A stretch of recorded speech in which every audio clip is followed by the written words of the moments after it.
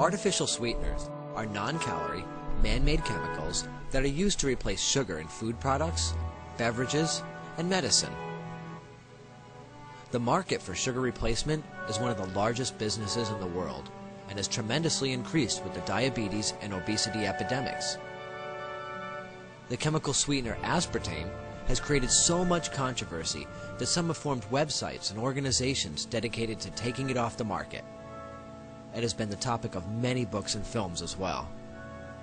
Artificial sweeteners, think of the term artificial. Artificial means not natural.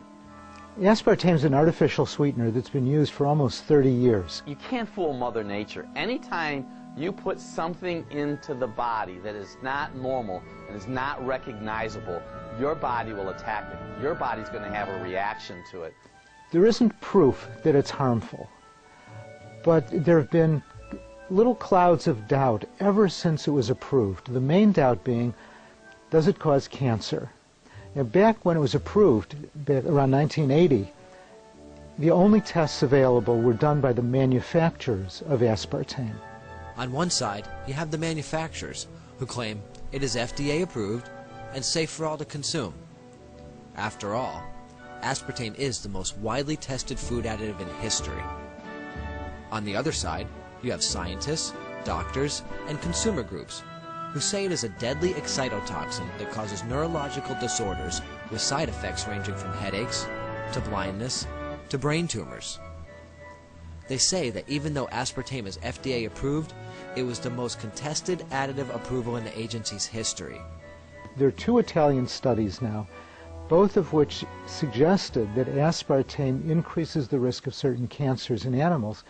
Always stay away from any item that man has taken a chemical and has twisted it. To give you a great example of that would be aspartame. Aspartame is made of proteins. When they put these proteins together, one of the byproducts is methyl alcohol, which eventually becomes formaldehyde, not healthy to the body. The biggest source by far is diet soda. Some diet sodas are sweetened with aspartame. I would say avoid those. There is so much data from both sides. Where do we fit in as a consumer? Artificial sweeteners have been of concern for 40 years. They're almost never used in a healthy food, foods with vitamins and minerals. There's safety questions about most of the artificial sweeteners. So one thing people might do is just avoid them. We don't need them, and we can avoid the high-calorie, sugary foods as well. I think it's better to aim toward not having those in our diets on a regular basis. I don't use them. I can't really see that I'm missing anything by not having aspartame or Splenda in my diet. Who is telling us the truth? Do you believe the people making it? Do you believe the people are sick from it? It's hard to say one way or the other, but keep this in mind when making a decision about aspartame.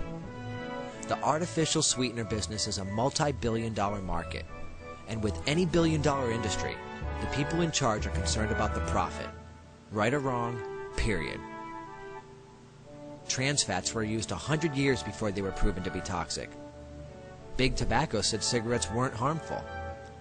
Chemical companies told us we could bathe in DDT, and we lined our houses with asbestos and lead paint for years. My point is this: aspartame is corporate science, and corporate science has proven to have a wait-and-see attitude time and time again. Their strategy has always been the same: to collect as much money as possible and pay the lawyers and lobbyists for protection.